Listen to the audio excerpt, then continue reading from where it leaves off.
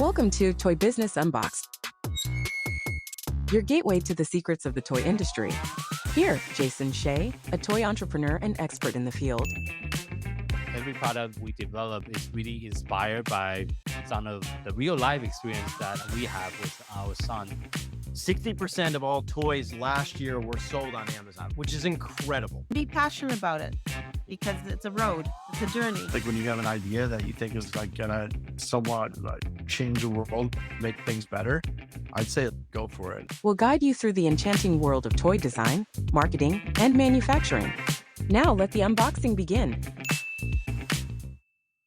Hello, everyone. Welcome back for another episode of Toy Business Unboxed. I'm your host, Jason Shea. And today we have a wonderful interview coming ahead with Kevin and Laurie, the creative mind behind Create a Castle. From a simple vocation inspiration to revolutionizing the sand and snow sculpture building businesses, they have an incredible journey they're going to share with our audience today. And we're going to discover how they turn their moment of frustration into a toy industry sensation, overcoming challenges and won multiple awards, including 2020's Outdoor Toys of the Years, and also get insight into their innovative spirit and also why they started the business. Thank you for joining with us today. Our Thank pleasure. you for having us. What made the idea of behind the Create a Castle? How does everything started for you guys? Back, what was it, 2016, we were on vacation and I had loved building sandcastles with my kids. We were going out to visit Laurie's family in California, in Laguna Beach specifically. And I couldn't bring all the big, bulky, sharp tools with me halfway, basically across the country from Connecticut to California. Walking down to the beach, I realized I saw this dad and son using a flip mold. And I had gone recently to the hardware store to buy all these tools, knowing I was leaving about $100 on the table. Buckets, tools, spatulas, you name it. I went and bought all of it to sculpt. And walking down to the beach, I see this dad and son using a flip mold and realize that there was a frustration point, and we all know it. Flip molds have been around forever. When you flip them and lift them, they generally don't work that well. The sand tends to stick inside. Even if it does work perfectly, it's a one-dimensional thing. It's very small and you're limited to how far you could take the sculpture. That's when I realized that they would probably love to be able to do what I was able to do after years and years of practice with my kids. And that's when I dreamed up Create a Castle to split the molds instead of lifting the molds, and also allows for stacking on the right kind of beaches. Basically, that aha moment of there has to be a better way. Wait, I'm doing something. Everybody should be able to do this, Yep. you know? I see. That's incredible. And I also have 3 kids myself, 14, 10, and 6. And my son, especially, he's on the autism spectrum. He loves playing with sand. He does love playing with sand. When in my old house in Seattle, you can still play outside during the summer. In Phoenix, you couldn't really play outside in the summer. Too hot. So we had a sand pit in our backyard for my son that I built, actually. Thank you for creating that. And too bad I didn't run into your company or I didn't buy a toy earlier when I still have the sand pit in my backyard. You got a reason to build another one now. Okay. I You did can build all another play one in in the desert in Yeah, Phoenix. in the desert, yeah. The desert. Get some water, you'll be Easy to find the sand. What was some of the first step that you took to turn this idea that you got into a tangible product? Yeah, I think that night when I came up with this, like Laurie called it, the aha moment, I went home and literally, not home, but we went back Still to on the, vacation, we yeah. went back to our hotel and I started researching on Alibaba, on Amazon to see if anything like I was dreaming up existed. Yeah.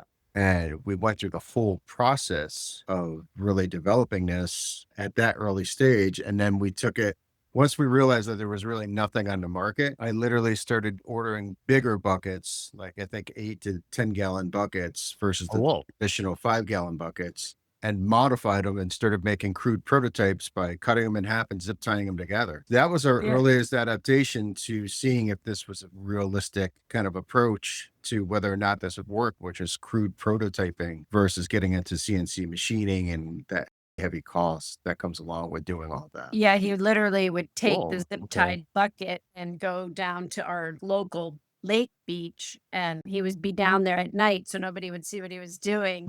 And like the security guard at one point was like, "What are you doing here? You're not supposed to be here." And he's Actually called the cops on. no. Call the cop on you?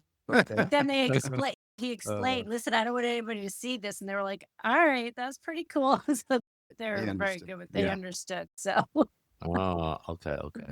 Do you have background in product design, or how do you even know about the CNC machine and know the other technical aspects? Yeah, being an entrepreneur, you get thrust into things very quickly. And just by chance, so my background is actually tech. I did a lot of Oh, website development, website engineering, sysadmin work, the full spectrum. And I happened to be working on another entrepreneur's project, helping the engineer launch into the Amazon platform. We were putting all the specs into Amazon. okay. And that's when I started talking to the engineer saying, hey, I have this idea. Would you be interested in helping us? And he said, absolutely. So that's when we started doing drawings in CAD and brought everything to life. And because I was in tech, I had a friend who was working at MakerBot at the time. Mm. So he was literally like rapid prototyping 3D printouts for me once we got to that early development stage. Oh, whoa. Okay. And how long does it took you from idea to the first prototype? So idea to prototype was within a few months, right? That's pretty quick. yeah, Yeah. maybe 6 months. Yeah. Because there were a lot of the very first 3D prototype was probably Mhm. just a couple of months. But then when we Yeah. actually did The CNC the machine. CNC prototype was probably about 6 or 7 months. Yep. And then Okay. we, through the engineer that we were working with, is where we actually had our contact point with manufacturing. We actually started manufacturing in Taiwan. Oh, whoa. Okay. Yeah. Yeah. So Yeah.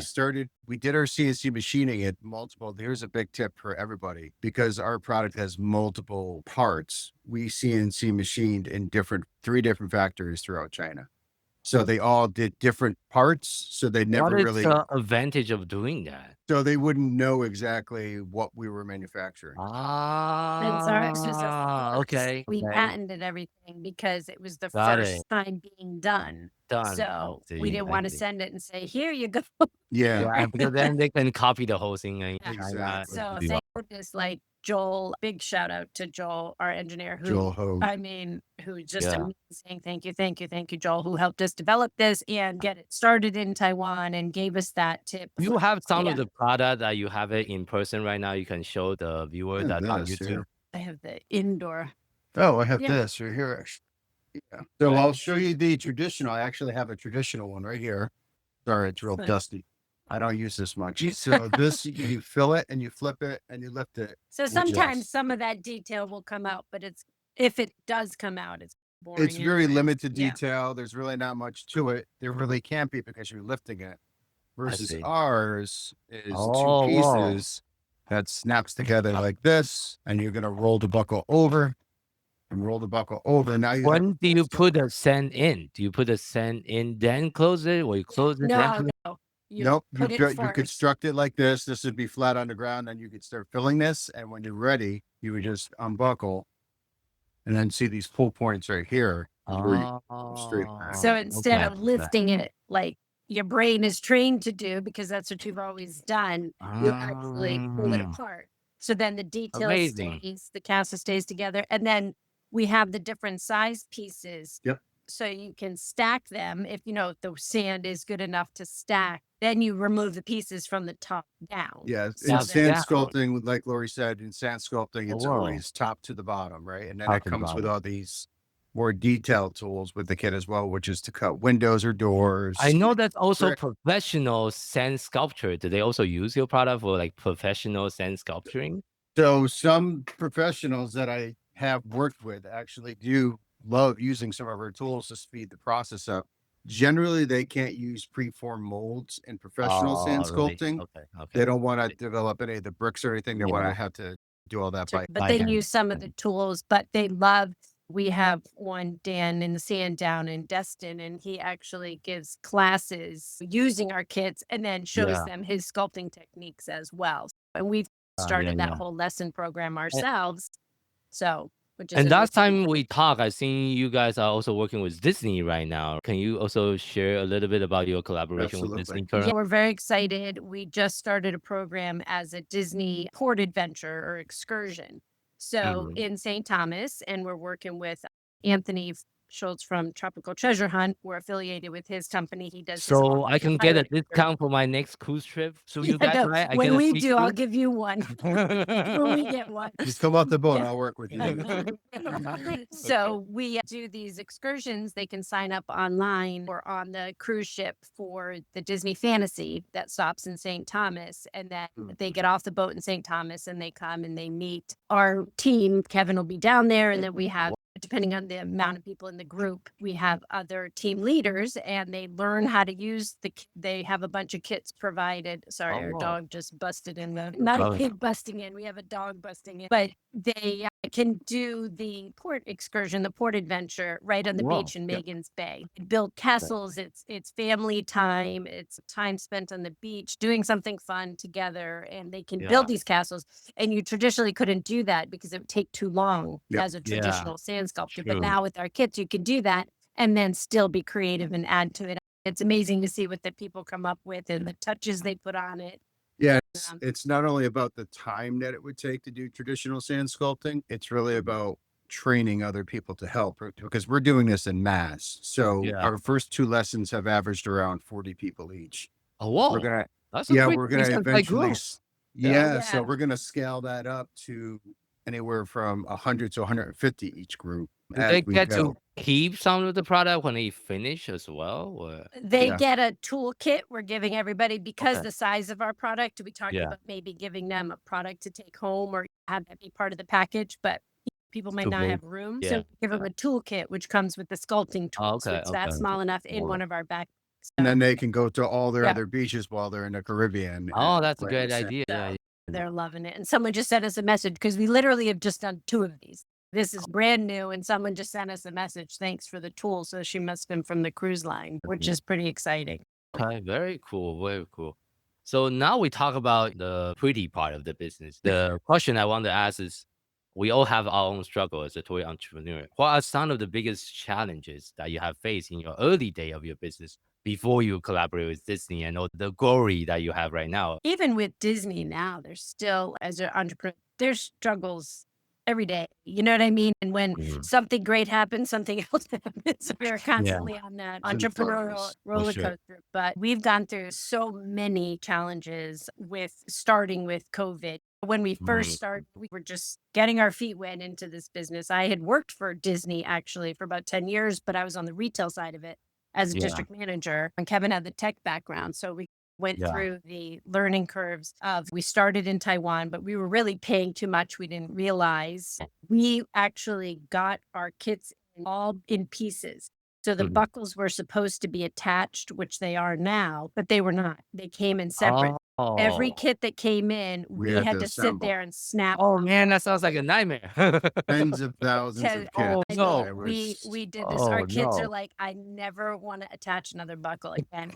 Our friends, our neighbors, our family, like so many people attached all those buckles, but we kind of learned, and then we got into packaging and all of that. So we went through those where you just, you ask a lot of questions. You ask for help. You don't ever hesitate to someone who's been there, done that. Don't ever let your ego think, I can't ask it's a stupid question. No question is a stupid question. If you don't know the answer, ask. You got to ask somebody. I think the biggest hurdle would probably be one of the biggest hurdles is the shipping, all of the shipping issues that happened when COVID. So we won 23 Outdoor Toy of the Year. So excited. Mind you, we won 2020 Toy of the Year. We weren't even in a package yet. We didn't have box design. It was just in the backpack.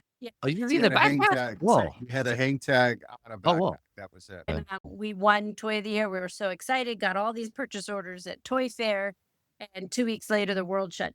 So all the purchase orders were canceled. Yep. A few smaller stores kept them. But I remember in 2020, I have a container got stuck outside of LA, and I spent $50,000 on that container. A very painful moment to see all that money sitting in the water and not coming into the port because they couldn't receive anything into the port. And I lost a lot of money that year too. We lost, we said, because our normal container prices when we had first started were like $4,500 to $5,000 to get it from overseas to us, right? Yeah. During COVID, right after that, we were paying $25,000 a container. So like we were just like flushing $100,000 down the toilet. You know what I mean? Like we weren't getting anything more months from at a it. time. Yes, Yeah. You know, yes, it was it was bad.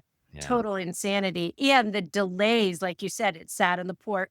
So we had 2 big box store orders, Costco, Canada, Oh, and okay. Sam's Club, which we were very excited Whoa. about. I think we would have, if it hadn't have been the shipping issues after COVID, it would have been a totally different outcome. But Sam's Club picked it up from us on time in Yeah. China and was supposed to be on the floor May 1st. It didn't Then, get put on their floor and into their warehouse because everybody was still delayed with all yeah, the yeah. marketing until July 1st. Oh, So by July. then they're already putting out. We missed the season. Oh, yeah, you missed the season. Yeah, Yeah. you missed So it. then they liquidated it, which Ah. thankfully they didn't charge us for that.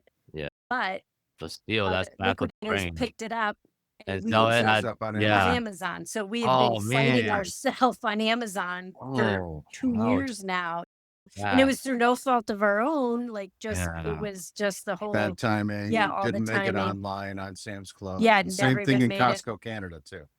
So Oh, it's just man. been That's those are the the tricky kind of thing with struggles you your, don't the see. nature of your product because it's also seasonal. So, Yeah, yeah. that is. But now we have the indoor, which is why we invented our indoor product. Well, Comes yeah, with yeah. the mini molds.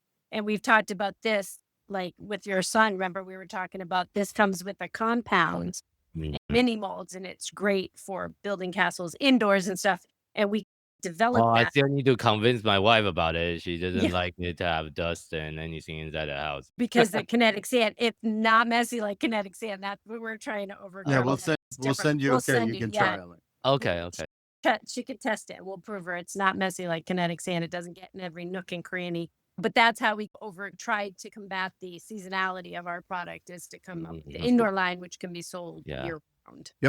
Another story I want to share with the audience. You guys are also on Shark Tank. How does Yes. that change your world? It was crazy. It Yeah. was a crazy bump in our business. We aired when? October 2022. We had filmed in July. So Okay. we were lucky because it was a short window that we had to keep everything to ourselves and stuff. Some Yes. people film in the summer or the fall and then don't air till May and you Mm, can't like say anything. So that's probably like yeah. one of the most difficult things is like keeping everything quiet. But that was amazing. That weekend on our website, we had such a huge increase that you couldn't pay for that amount of advertising to get that. Did any You of know, the shark actually back you? yeah, we had a guest shark, Kendra Scott. Yeah. She has a jewelry empire. So Okay. we picked her. We had 2 offers. We had her offer, and then we also had an offer from Damon John. But his was more on the licensing side of it. Wanted to license out our technology, which would have been fine too. We had to decide which way we wanted to Which go, way but we had go? put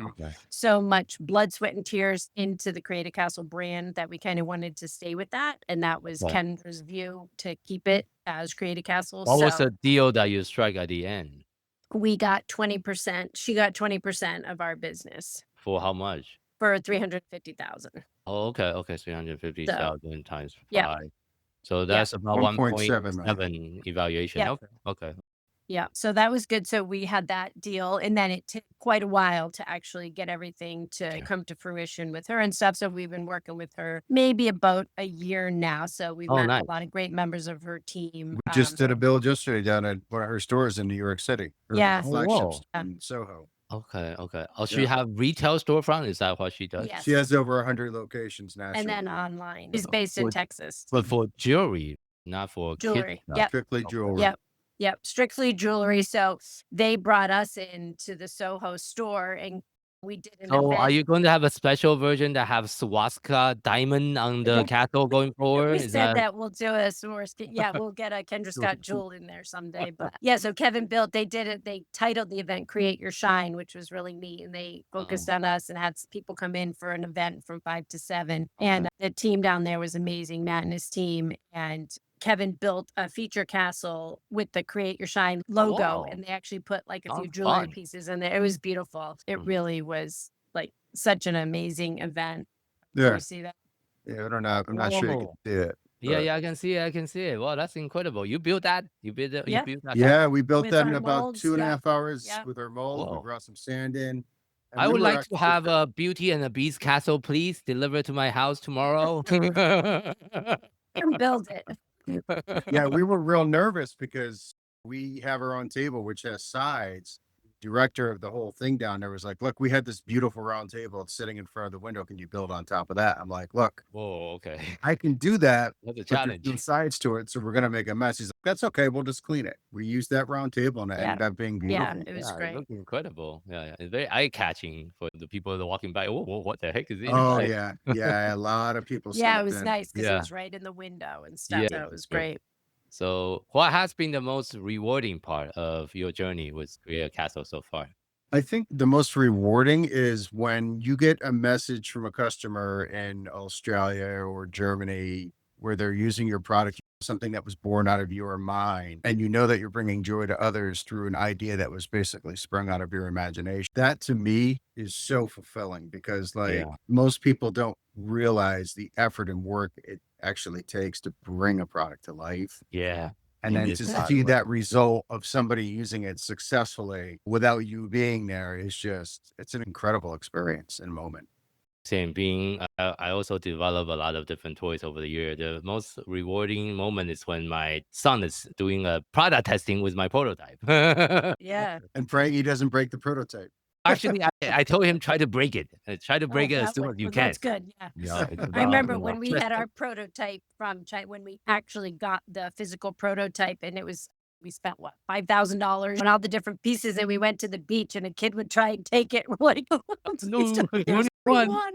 Only Yeah. one. But it looked like a sandcastle thing, so they wanted to play with it. So oh, it's like so hard. But something too, I think that we like to always talk about, like Kevin was saying, it's so rewarding and everything to see people using it. But there's a lesson that we always kind of try and tell everybody is, so when Kevin was young, around 10 years old, he used to draw. He's an artist, and he has a twin brother, and his mom and grandmother owned a bake shop in their house. So Oh, she had okay. to find them stuff to do so they wouldn't drive them crazy, because he had an older brother too. His mom bought him Draw 50 books, which were very popular, how to draw books. And he Okay. used to draw castles, watching Whoa. them use their split mold pans and bake their cakes. When we started this whole thing, she was like, his mom was like, I think I have a picture of the castle you drew, Kevin. That's not the one you drew. That's not the one I drew. That's from the book. That's from the From the book. And then book. I Yeah. recreated that almost identical using our product. Oh, whoa. Incredible. Whoa. Isn't that What is that crazy? background? Is that a lake? Was that ocean? Oh, no, that's in St. Thomas when I Oh, was this is practicing Thomas. for Disney Cruise Lines. But we Cruise, actually have that picture. I'm trying to find here of the one that he drew. And we tell everybody, you never know what you're seeing and hearing as a child in the activities. And technology is great and is helpful to kids in so many ways, but like hands-on and creative play, nothing can beat it, because this lived in the recesses of his mind for 40 years, watching them split pans, drawing castles. And then here he creates something that is exactly from that, from when he was 10 years old. Yeah. So Whoa, it's just incredible. amazing. So What I'll is look the for it. largest castle that you have built with your product? The largest one? Yeah, we actually had about, I think it was 100,000 pounds of sand delivered to our lake. It was a Shark Tank reveal castle. I actually flew a sculptor up from Florida that we work with, Dan in the San Anderson, and it was about 20 feet. Oh, whoa. Okay. That's Yeah, it was big. pretty big. Okay. Okay. So this is the one he actually built. He actually drew that when he was 10. Oh, whoa. That's actual. What? You draw that when you're 10? Whoa. Okay. He's Yeah. very artistic. Okay. so it's Okay. funny I 'cause still, the windows every so time I much- draw, I'm really bad at drawing. I can draw a cat and my son says it's a dog. That's me too. Yeah, he's very artistic, which helps with some of his builds too. So 100%. Yeah. Thank you for sharing that. And for those of you that's listening, you can also see the picture and all the product that we are On our describing website, at yep. our YouTube channel. This is also broadcast to our YouTube yeah. channel. Oh, nice. great. Great. They can find it by searching for Toy Business Unboxed on YouTube, and they can find the episode. I want to go back to some of the struggle you mentioned earlier, dealing with the supply chain issue and also retail partnership with Costco, Same Club, and all the other big retailers. How has those experiences and those challenges shape your 2024 strategy today for the business? Radically. Yeah, Yeah. I think just the whole retail like landscape is changing anyways, from big box to specialty, and something that we're trying to focus more now on, and actually that goes right to the Disney collaboration we have, is experiential play. And you'll hear that a lot now in a lot of the toy, even the big toy companies. People they don't necessarily want to buy a product, they want to buy an experience. And maybe they'll buy a product too, but they want to buy an experience. We're doing that with the excursion program. We're doing that. He started down in St. Thomas when he's there, but we're going to try and roll it out to other places, lesson programs where they can actually have an experience using the product. They can still buy the product and get the product, but they get to actually experience as a family, as an individual, whatever it may be. And same with our indoor line, having workshops where the kids can come and build in daycares and camps so that they actually get to physically Make it play, an experience. experience the product, and then also get the product as well. So speaking with experience, as my passion and my life mission is to empower, support, and educate kids with learning differences so they can live a life full of possibilities. Have you tried to use your product in any occupational therapy setting? We have a lot. We haven't gone like mainstream with that, but we have had many teachers, whether it's special needs or anything, so many different areas of teaching have purchased the product for their schools, for their classroom. But it's definitely, that's like next on our things to do on our to-do list, is to really get that indoor line into daycare, special needs programs, Camp programs, like you said. And so we've started that a little bit. Sure. I think that's something we can collaborate. We have a small email list, about 20,000 parents with kids with special needs. That would be great. Absolutely. Yeah. And as well, winding down on today's interview, thank you so much for sharing your experiences, the challenges, and also the success over the years as you build up your toy business. One of the questions I ask every single guest on the podcast is, if you had to share just one piece of advice with someone that's getting started in the toy industry, what would that be? I'd say start small and work strategically. One of the biggest mistakes that I made early on was we had to deal with QVC. I over ordered on boxes, right? I still have boxes from QVC. It's called the cardboard. Okay. So literally, don't bite off more than you can chew. Start small, even if it's gonna cost you a little bit more upfront. Be strategic about your decisions early on, in early stage. Yeah, just really stay true to who you are and don't let naysayers bring you down. Be smart about decisions, but really one of the main things that we have heard over and over, why people even like our product or our company, is they say they like the passion that we have for our business and for our mold. So you have to really believe in what you do. So if you're going to go develop a product and you can't say, this is the best thing, it's going to do this, it's going to do that, and you don't have that passion for it, then find another product to develop, because you need to have that passion to stay the course, overcome these challenges and work through them. Because if you don't have that passion, it's hard 100%. enough with the passion. Yeah. You know, So- if I didn't have the passion with me when I was look, we had to pitch to Disney Cruise Line. Yeah. Yeah. If I didn't have that passion and teach them and show them the process of what to do and how to build properly, we wouldn't have the Your excitement is contagious. So you need to have that excitement to have you work through the hurdles. That's what I told a lot of beginning entrepreneurs, because I've been doing this since 2016 myself. You need to have a big enough why. Otherwise, when the things happen, the challenge arises, the problem happen, people just give up too easily, because the only why for a lot of entrepreneurs I talk to is, I want to make a lot of money. That is not big enough. You need to have a big enough why that's bigger than yourself, bigger than your team, bigger than what you can ever accomplish as a single human being. And that's why my why is so big. I really want to change the world, especially for the family in Asia. That's where I'm from. I'm from Taiwan. And that's a huge taboo in most of the Asian country around disabilities. And through all the business I operate, which I currently run 2 businesses, a foundation, I have a podcast, I do all the different stuff. I'm currently writing a book as well. But everything I do is to make a little dent into the universe in my own little way. So hopefully I can leave a little bit of a positive legacy behind me after I die. Yep. And that's what we always say. Our whole mission is to bring families together one castle at a time. So if we can do that, just indoor, outdoor, whatever it is, just to create that family time, a memory, and the happy, photo on the put a fridge. smile in a kid's face, then that to me is Otherwise the kids is just on their devices all day, every day. Exactly. Yep. So where can our audience find you? createacastle.com. all of our social media, everything is just, excuse me, or hashtag create a castle. And then createacastle.com is our website, and we're on Amazon as well. But all of our product, the whole assortment is on Create a Castle.